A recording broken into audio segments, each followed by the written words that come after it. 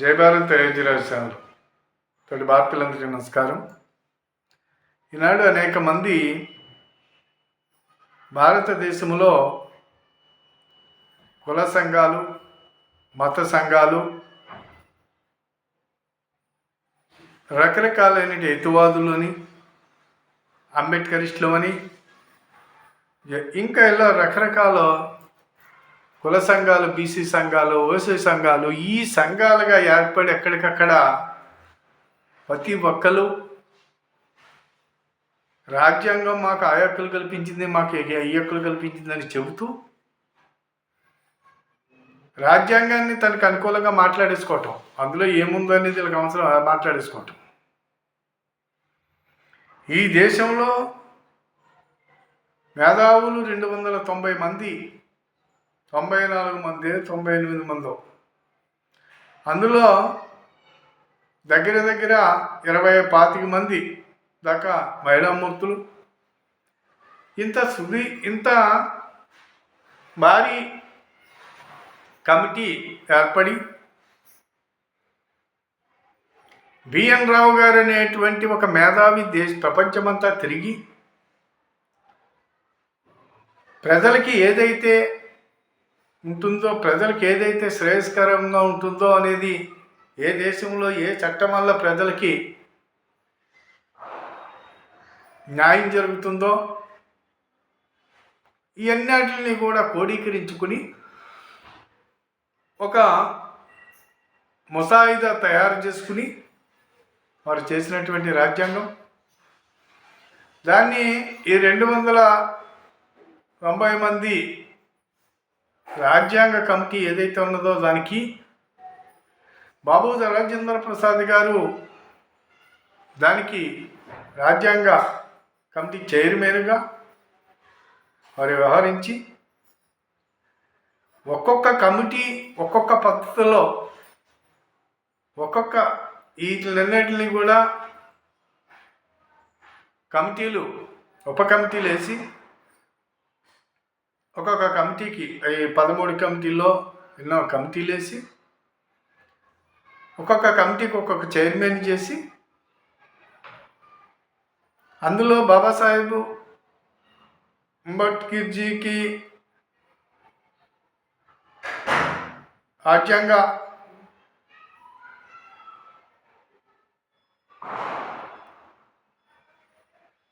Draft committee చైర్మన్గా వారిని నియమించి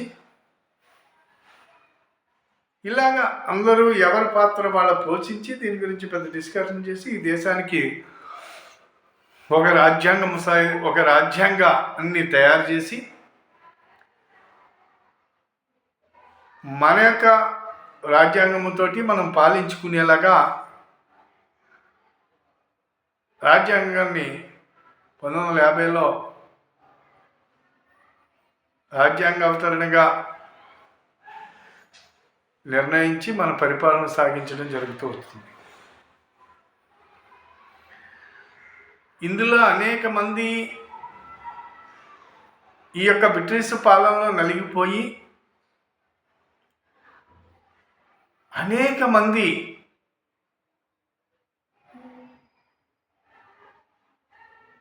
హరిజన, గిరిజన, బడుగు, బలహీన వర్గాలు అనేక రకాలుగా నలిగిపోయినటువంటి సంఘటన మనం చూసాం. ఈ గిరిజన సమూహం అంతా కూడా ఈ యొక్క బ్రిటిష్ వాడి పాలనలో నలిగిపోతూ ఉంటే దాన్ని, ఆ సమాజాన్ని, యావత్ సమాజాన్ని కాపాడటం కోసం అతి చిన్న వయసులో నడుము కట్టుకుని పనిచేసి వాళ్ళకి రక్షణగా నిలబడి తన ప్రాణాలు అర్పించినటువంటి అల్లూరి సీతారామరాజు.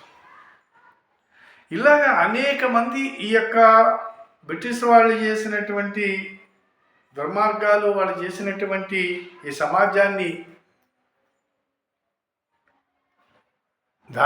దారుణంగా హింసించి చేసినటువంటి పాలనకి ఆ రోజున అలా నలిగిపోయినటువంటి సమాజాన్ని ఈ దేశంలో వాళ్ళకి కొన్ని హక్కులు కల్పించి, వాళ్ళకి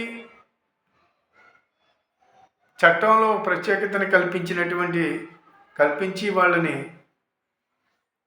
ఈ సమాజంలో వాళ్ళు కూడా ప్రతిభావంతులుగా అందరూ అభివృద్ధి చెందాలనేటువంటి ఉద్దేశంతో చట్టంలో కూడా పొందుపరచటం, ఎస్సీ ఎస్టీలు అనేటువంటి చట్టం ఏదైతే ఉన్నదో 10 సంవత్సరాలు వాళ్ళకి రిజర్వేషన్ కల్పించటం, అది అంబేద్కర్జీ చేసినటువంటి పని. అది మేధావులందరూ కలిసి ఈ రకంగా ఈ సమాజము అంతా కూడా ఐక్యతతోటి కులమత భేదాలకు అతీతంగా ఈ సమాజము ముందుకు పోవాలి, ఈ సమాజంలో అందరూ అభివృద్ధి అవ్వాలి, భారతీయులందరూ కూడా భారతదేశంలో ప్రతి ఒక్కరూ కూడా శక్తివంతులుగా అభివృద్ధి చెందాలనేటువంటి ఉద్దేశంతో రాజ్యాంగాన్ని రూపొందించారు. అయితే ఈ స్వతంత్రం వచ్చిన తర్వాత పరిపాలన సాగించినటువంటి ఈ యొక్క కాంగ్రెస్ వాళ్ళు ఈ రాజ్యాంగాన్ని అనేక రకాలుగా దాన్ని సవరణలు చేసుకుంటూ వాళ్ళకి అనుకూలంగా మార్చుకుంటూ వచ్చినటువంటిదంతా కూడా చూసాం. ఈ దేశాన్ని బ్రిటిష్ వాళ్ళ కన్నా వీళ్ళు ఇంకా బస్టు పట్టించే స్థితికి తీసుకెళ్లారు వీళ్ళ పాలనలో. అయితే 10 సంవత్సరాలు ఏదైతే రిజర్వేషన్ అనేటువంటి టైం పెట్టారో ఆ టైంకి దీన్ని క్లోజ్ చేయలేదు. ఎందుచేత? న్యాయం జరగలేదు ఇక్కడ. అయితే ఈనాటికి 75 సంవత్సరాలు 80 సంవత్సరాలు అయిపోయినప్పటికైనా కొనసాగుతూనే ఉంది ఇది. ఎందుకు కొనసాగాలి ఇన్ని సంవత్సరాలు అంటే, దీనివల్ల ఈ దేశంలో ఈ యొక్క రిజర్వేషన్ అనేటువంటి ఏదైతే కాన్సెప్ట్ ఉందో కాన్సెప్ట్ని పూర్తిగా అమలు జరపటంలో విఫలమయ్యారు.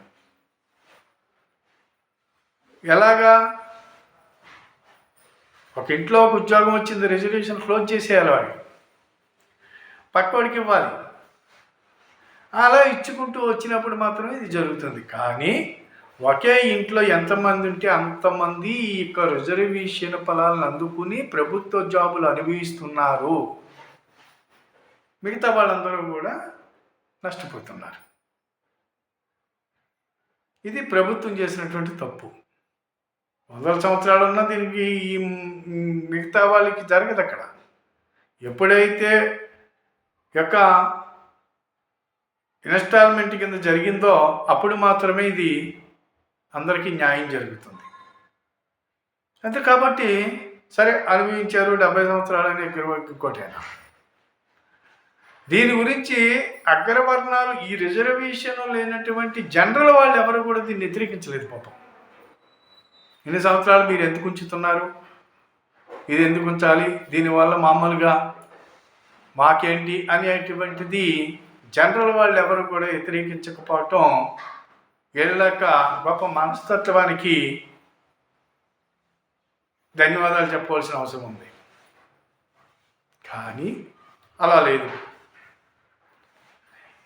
ఇప్పుడు వీళ్ళు ఏ రకంగా తయారయ్యారు అంటే, ఇన్ని సంవత్సరాలు అగ్రవర్ణాల వాళ్ళని సంఘాలుగా ఏర్పడటం, అగ్రవర్ణాల వాళ్ళని తిట్టడం, అగ్రవర్ణాల వాళ్ళని అనేక రకాలుగా మాట్లాడటం,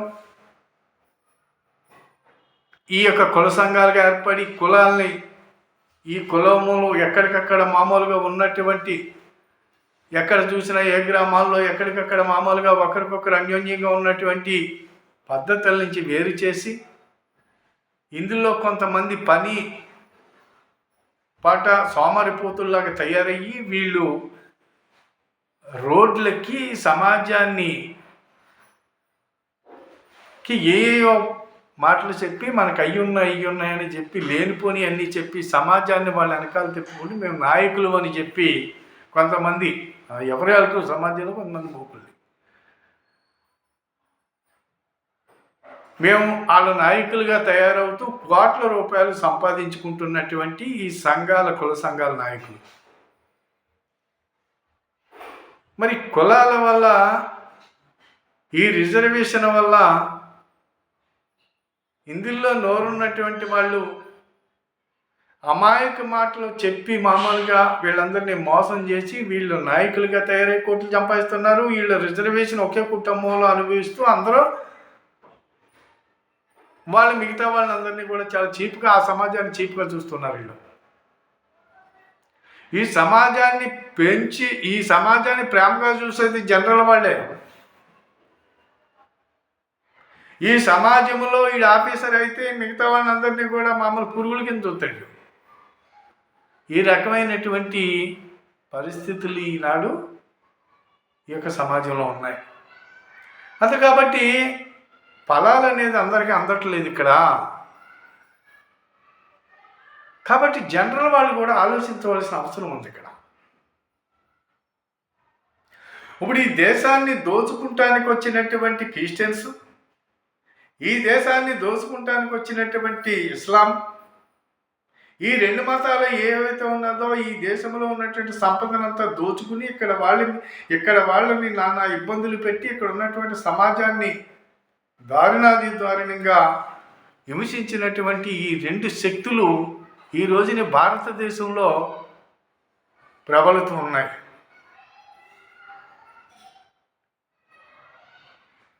ఈ మతాలు తీసుకుని వీళ్ళు ఇష్టం వచ్చినట్టు ఒక పక్కన మతము, ఒక పక్కన మామూలుగా మేము ఎస్సీలము, ఒక పక్క ఈ రకమైనటువంటి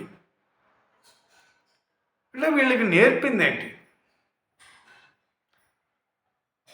ఇప్పుడు ఇస్లాంలో ఈ దేవుణ్ణి మోసం, ఇప్పుడు క్రిస్టియన్ మతం తీసుకుంటే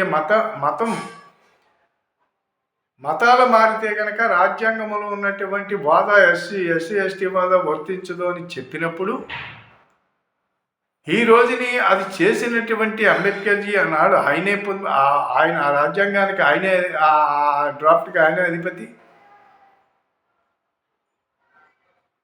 ఈ రోజుని రాజ్యాంగాన్ని వ్యతిరేకిస్తూ వీళ్ళు ఇష్టం వచ్చినట్టు ఇప్పుడు ఎవరైతే జనరల్ వాళ్ళు ఉన్నారో ఈ రాజ్యాంగం గురించి కానీ వీళ్ళ గురించి కానీ ఎవరొకరి ఫలాలు తిన్నారులే, వాళ్ళు అభివృద్ధి అవుతున్నారు అనుకున్నారే తప్పించి ఈ రకంగా తయారవుతారని జనరల్ వాళ్ళు ఆలోచించట్లేదు.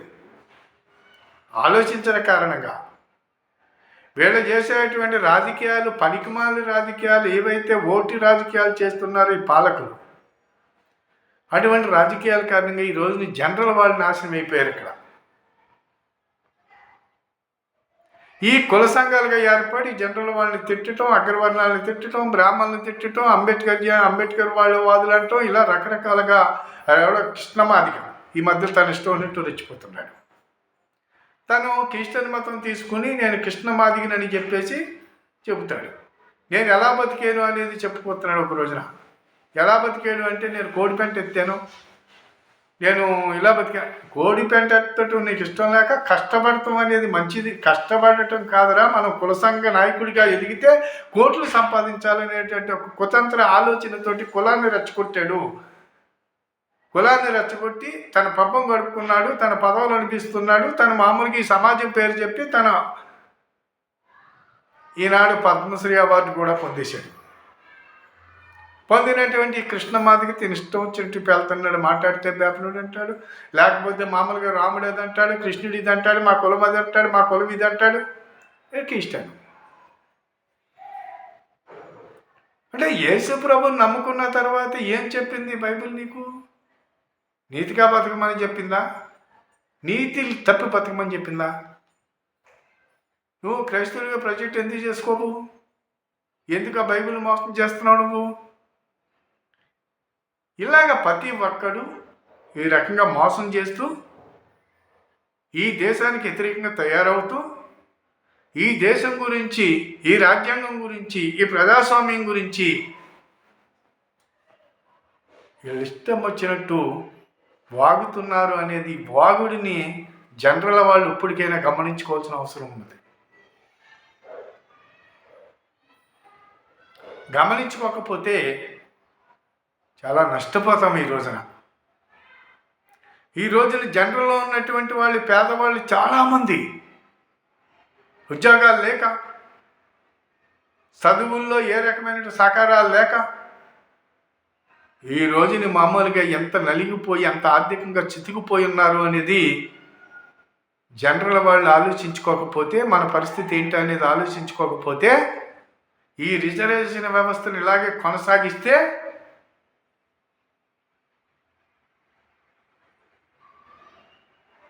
రాబోయే రోజుల్లో చాలా ఇబ్బందిగా ఇప్పటికే తయారైంది, ఇంకా ఇబ్బందిగా తయారవుతుంది. ప్రతి ఒక్కడూ రాజ్యాంగం గురించి మాట్లాడేయటం, సుప్రీంకోర్టు వీళ్ళకి అనుకూలంగా తీర్పు ఇవ్వాలి, వీళ్ళకి అనుకూలంగా చట్టాలు చేయాలి. మాకు హక్కులను ఏంటి మీకు హక్కులు ఉన్నది? ఈ దేశంలో మీరు ఫ్రీగా 75 సంవత్సరాలుగా వేల లక్షల కోట్ల రూపాయలు ఖర్చు పెడుతూ చదువుకోవటం దగ్గర నుంచి, ఉద్యోగం దగ్గర నుంచి అన్నీ ఉచితంగా మీకు అందిస్తే ఈ డబ్బంతా ఎక్కడి నుంచి వస్తుంది? మరి ఈ డబ్బంతా మిగతా వాళ్ళది, మిగతా వాళ్ళు ఇచ్చినటువంటి, అందరూ సమాజం అంతా ఇచ్చినటువంటిదే కదా. మరి దీన్ని అనుభవించేది ఎవరు? రాజకీయంగా రాజకీయంగా మేము వెనకబడ్డామని ఒకడు. ఏంటి వెనకబడింది? ఈ దేశంలో ఒక భారతీయ జనతా పార్టీలోనే 75 మంది ఎంతమందో శ్రేష్ఠులు ఉన్నారు, 15 మందో 18 మందో మంత్రులు ఉన్నారు, ఈ దేశాన్ని పరిపాలించిన ముఖ్యమంత్రులు ఉన్నారు. ఉత్తరప్రదేశ్ లాంటి పెద్ద రాష్ట్రాన్ని పరిపాలించినటువంటి మాయావతి అనేటువంటి ఆవిడ దళితురాలు. పశ్చిమ బెంగాల్ని పరిపాలించినటువంటిది మమతా బెనర్జీ దళితురాలు.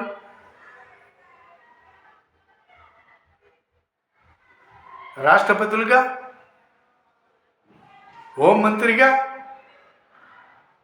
అనేక పదవుల్లో ఈ రోజున రాష్ట్రంలో ఎమ్మెల్యేలుగా, మంత్రులుగా అనేక మంది కొనసాగుతూ వీళ్ళకి ఇచ్చినటువంటి పర్సంటేజీ కన్నా ఎక్కువగా అనుభవిస్తూ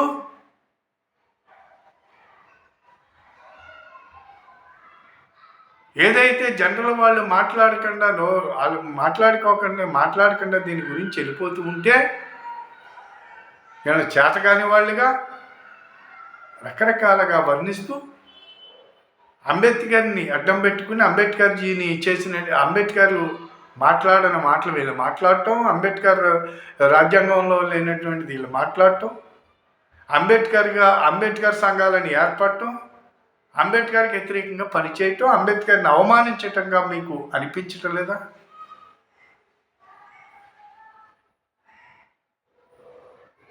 అంబేద్కర్జీ దేశంలో ఏదైతే ఇస్లాం క్రిస్టియన్ని స్వీకరించడానికైనా ఏ రకంగాని ఇష్టపడలేదు. దేశ వ్యతిరేక శక్తులు ఈ రెండు కూడా మన దేశాన్ని నాశనం చేసినాయి అని చెప్పేసి వాళ్ళని కాదనుకున్నాయినా, ఈ దేశంలో పుట్టినటువంటిది బౌద్ధ మతాన్ని స్వీకరించినటువంటిది. మరి ఇక్కడ క్రిస్టియన్ మతం చేసుకుని నీ పేర్లు మార్చుకుని, నీ సర్టిఫికెట్లో ఒక పేరు, నువ్వు పాస్టర్గా ఇంకొక పేరు, నువ్వు మతంలో ఇంకొక పేరు, ఈ రకంగా చేస్తూ ఈ సమాజం ఈ రోజున చాలా ప్రమాదకరంగా తయారైంది. ఈ వర్గాలన్నీ కూడా, ఈ జనరల్ వాళ్ళు ఇప్పటికైనా సరే ప్రతి ఒక్కడు ఆలోచించుకోకపోతే చాలా ప్రమాదాలు ముంచుకొస్తాయి వీళ్ళ వల్ల.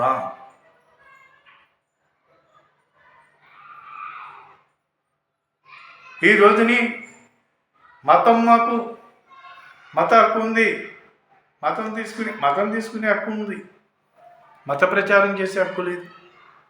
కానీ గ్రామాల్లోకి వచ్చి గ్రామాల మీద పడి వీళ్ళ మత ప్రచారాలు చేయటం, ఘర్షణ వాతావరణం తీసుకురావటం, అక్కడ ఎందుకు వచ్చారు అంటే అక్కడ ఘర్షణ వాతావరణం చేసే అట్రాసిటీ కేసులు పెట్టడం, ఇలాంటి కార్యక్రమాలన్నీ కూడా క్రైస్తవ సమాజం చేస్తుంది ఈ రోజున. మరి ఇది మనకు ప్రమాదకరం కదా. వీళ్ళు కేసులు పెట్టడం, ఇలాంటి కేసులు పెట్టి వీళ్ళ చేత మనం పెట్టించుకోవాలా, లేకపోతే వీళ్ళ చేత తన్నించుకోవాలా? మా మతం పెరిగింది, జిల్లాల మాయి, రాష్ట్రాల మాయి అని వాగేవాడు ఒకడు. ఇలా రకరకాలైనటువంటి సమాజంలో ఒక ఘర్షణ వాతావరణాన్ని సృష్టిస్తుంది క్రైస్తవ మతం. హిందూ దేవాలయాల దగ్గర ఉచ్చలబోసేవాడు ఒకడో, మందులు తాగేవాడు ఒకడో,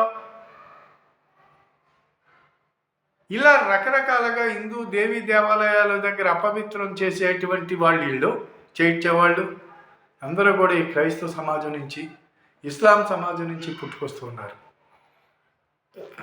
మరి ఇప్పుడు జనరల్ వాళ్ళు వీళ్ళు మతాలు తీసుకుంటూ కులాన్ని కొనసాగుతూ, మతం తీసుకుంటే కులం ఎందుకు మారుతుంది? రెడ్డికి మారిందా, బ్రాహ్మణికి మారిందా, కాపుకు మారిందా, కమ్మకు మారిందా అని చెప్పేసి కోతలు కూస్తున్నారు. ఎందుకు మారుతుంది? వాళ్ళకేమీ రిజర్వేషన్ లేదు కదా, వాళ్ళకేమీ రాజ్యాంగంలో మామూలుగా ప్రత్యేకతలు ఏమీ లేవు కదా. వాళ్ళు కొలిమింది వాళ్ళ ఆధిపత్యమే కొనసాగుతుంది ఈ మతంలో కూడా. నిన్నెవడాలి మాట్లాడు అందరికి ఆధిపత్యం కాదు, అవసరార్థం వీళ్ళందరూ మారుతున్నారు. ఏంటి అవసరం అంటే ఆర్థికంగా బలపడటానికి, అమాయక ప్రజలను దోచుకోవటానికి, విదేశాల నుంచి ఫండ్స్ తెచ్చుకోవటానికి. ఈ రకంగా అనేక మంది అమాయక ప్రజల్ని మీ ఆరోగ్యాలు బాగు చేస్తాం, మీకు పిల్లలు పుట్టిస్తాం, మీకు ఇది చేస్తాం, మీకు అది చేస్తాం అని చెప్పి వాళ్ళందరినీ కూడా మాయ మాటలు చెప్పి అమాయక ప్రజల్ని ఎక్కడో ఒక పాక వేసేయటం, ఆ పాకలోకి రప్పించేయటం, వాళ్ళందరి చేత దశంభాగాలు 10% నువ్వు ఇచ్చేవలసింది, ఇవ్వకపోతే నిన్ను ప్రభు క్షమించడం అని చెప్పేసి వాళ్ళ భయభ్రాంతులకు గురి చేసి ఈ రకమైన ఒక దోపిడీ వ్యవస్థని తయారు చేసుకుని ఈ సమాజాన్ని అంతటినీ కూడా మీ వెనకాల నడుపుకుని వీళ్ళ బతుకు తెరువు కోసం రెడ్లు మారినా, రాజులు మారినా, కాపులు మారినా, కమ్మలు మారినా, హరిజన మారినా, గిరిజన మారినా, ఇందులో కొంతమంది చదువుకున్న వాళ్ళు ఏదో వ్యాపారం బాగుంటుందని చెప్పేసి ఈ కుల సంఘ నాయకులుగా ఏర్పడే వాళ్ళు అది జరుగుతుంది, ఇది జరుగుతుంది, మనల్ని వాళ్ళు అలా చేశారు, ఎక్కడ వర్ణాలు ఎలా చేశారు, ఈ వర్ణాలు అలా చేశారు, ఎక్కడ ఎలాంటిది మనల్ని గుళ్ళోకి రానివ్వలేదు, మన గుత్తకి ఆకు కట్టారు, మూతికి ముత్త కట్టారు. ఇవన్నీ దొంగ మాటలు, ఎదవ మాటలు. ఇవి ఎక్కడ కట్టలేదు. మాకు తెలుసు, మాకు ఇప్పుడు కొంత 60 సంవత్సరాల వయసు, 60 సంవత్సరాల్లో ఎక్కడ ఎవరిని ఏర్పాటువాదంగా చూడలేదు. ఇవాళకి చూస్తున్నాడు, ఇది నిజమని నమ్మిస్తున్నారు వీళ్ళని. దయచేసి ఇలాంటివి కూడా ఈ యొక్క దళిత సమాజం ఇటువంటి వాళ్ళని దూరంగా పెట్టుకోకపోతే రాబోయే రోజుల్లో ఇబ్బందులు ఎదుర్కొంటారు. ఈ రోజున ఈ దేశంలో హిందూ దేవాలయం కట్టుకోవాలి అంటే పర్మిషన్ తెచ్చుకునేటువంటి పరిస్థితి, చర్చి కట్టుకోవాలంటే ఇష్టం వచ్చినట్టు 100 జనాభా ఉన్నా కాడ 20-30 చర్చిలు కడతారు వీళ్ళు. పని ఏంటి అసలు? అక్కడ ఎవరిని పట్టుకోనివ్వరు. న్యూసెన్స్. వీటన్నిటికి మరి హిందూ సమాజం కళ్ళు మూసుకుంటూ కూర్చుంది కాబట్టే కదా. పనేంటి అక్కడ చర్చిలు కట్టాలని? పనేంటి? ఏ పర్మిషన్తో చర్చిలు కడుతున్నారు వీళ్ళు? ఎక్కడ ప్రభుత్వం భూమి ఉంటే అక్కడ ఒక పాకేసేయటం. కాబట్టి ఈనాటికైనా సరే ఈ దేశంలో హిందూ సమాజం ప్రతి ఒక్కడు మేల్కొని ఎక్కడ చర్చి కట్టినా చర్చికి పర్మిషన్ లేకుండా జాగ్రత్త పడకపోతే వీళ్ళ యొక్క క్రైస్తవ మతంలోకి వెళ్ళిన ప్రతి ఒక్కడు రిజర్వేషన్ మీద ఒక పిటిషన్ ఖచ్చితంగా మామూలుగా వేయకపోతే, ఆ రిజర్వేషన్ రద్దు అయ్యే వరకు పోరాటం చెయ్యకపోతే మనం చేతకాని వాళ్ళం అవుతాం, మనం దెబ్బతింటాం, మనం ఇబ్బందుల్లోకి వెళ్ళిపోతాం, ఈ దేశం ప్రమాదంలోకి వెళ్ళిపోతుంది. కాబట్టి తగిన బుద్ధి చెప్పవలసిన సమయం ఆసన్నమైంది. ఈనాడు ఆకివీడులో జరిగినటువంటి పురాతన రామాలయాన్ని తిరిగి నిర్మాణం చేయటానికి ఈనాడు రాష్ట్ర వ్యాప్తంగా చేసేటువంటి క్రైస్తవులోని సంఘాలు, ఈ కుల సంఘాలు చేసేటువంటి ఏవైతే మామూలుగా ఆర్గ్యుమెంట్లు ఉన్నాయో ఇప్పటికైనా బుద్ధి తెచ్చుకోకపోతే, పరిస్థితులు ఏ రకంగా ఉన్నాయో గుర్తించకపోతే మనం చాలా ఇబ్బందులు ఎదుర్కోవాల్సి ఉంటుంది. ఉగ్రవాదులుగా తయారవుతున్నారు, తీవ్రవాదులుగా తయారవుతున్నారు మతాల పేరు మీద. అందుకు కాబట్టి ఇప్పటికైనా బుద్ధి తెచ్చుకోవాల్సిన అవసరం ఉంది. పురాతన రామాలయాన్ని పునర్నిర్మాణం చేసుకోవటానికే కోర్టుకి వెళ్ళి పర్మిషన్ తెచ్చుకోవాలా? హిందూ దేశంలో హిందూ దేవాలయం కడటానికి పర్మిషన్ తెచ్చుకోవాలా? ఎవరి రాజ్యాంగంలో చెప్పింది ఏంటిది? ఏ రాజ్యాంగం చెప్పింది ఇక్కడ? పర్మిషన్ లేకుండా కట్టకూడదు అనేది వాళ్ళకి చర్చిలు, మసీదులు. వాళ్ళకి పర్మిషన్ లేవు, మనకు పర్మిషన్లు కావాలి. ఇలాంటి పరిస్థితికి ఒక ఉన్నతి పదవిలో ఉన్నటువంటి వ్యక్తి మీద కారుకూతలు కూసేటువంటి వాళ్ళు అరే అంటూ కారుకూతలు కూస్తూ రఘురామకృష్ణరాజు గారి పైన విషం వీళ్ళందరూ ఎలా కాలంగా ఉందా మీకు?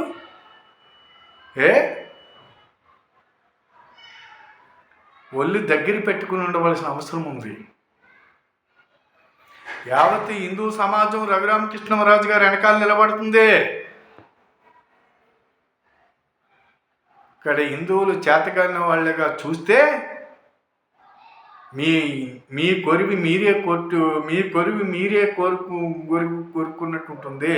అలాంటి పరిస్థితికి ఈ రోజునే హిందూ చైతన్యం అవటానికి మంచి అవకాశం కల్పించిన మీ అందరికీ కూడా ఒక రకంగా నేను ధన్యవాదాలు తెలియచేయాలి. ప్రతి ఒక్కడు పిచ్చి పిచ్చి మాటలు మాట్లాడితే మాత్రం రాబోయే ప్రమాదాలకి మీరు కారకులవుతారు. ఇది గుర్తుపెట్టుకోమని హిందూ సమాజాన్ని నేను కోరేది ఏమిటంటే, ప్రతి హిందువు మేల్కొనండి.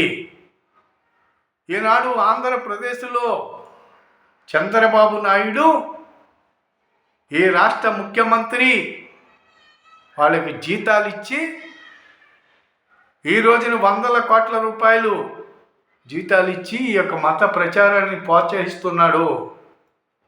చంద్రబాబు నాయుడికి ఒక హెచ్చరిక జారీ చేయవలసిన అవసరం ఉన్నది ఇక్కడ హిందూ సమాజం. వెంటనే దీన్ని క్లోజ్ చేయకపోతే ఏ యొక్క పార్టీ అయినా సరే మనకు అనవసరం. హిందూ సమాజానికి రాబోయే ప్రమాదం కోసం హిందూ ఏకం కావాల్సిన అవసరం ఉంది. అది ఇంకొకడైనా ఏ పార్టీ అయినా మనకు అవసరం లేదు. హిందూ సమాజాన్ని, హిందూ సంస్కృతిని, ఈ దేశ సంస్కృతి, ఈ దేశ సనాతనాన్ని కాపాడేవాడు ఎవడైతే ఉంటాడో వాడికి మాత్రమే మనం మద్దతు తెలపవలసిన అవసరం ఉందని చెప్పేసి సందర్భంగా అందరూ ఆలోచిస్తారని మీ అందరినీ కోరుకుంటూ ఈ వీడియో 10 మందికి షేర్ చేయండి, సబ్స్క్రైబ్ చేయమని కోరుతూ సెలవు తీసుకుంటున్నాను. లైక్ చేయండి, మీ అభిప్రాయాన్ని కూడా తెలియజేయమని కోరుతూ జై భారత్, జై హింద్.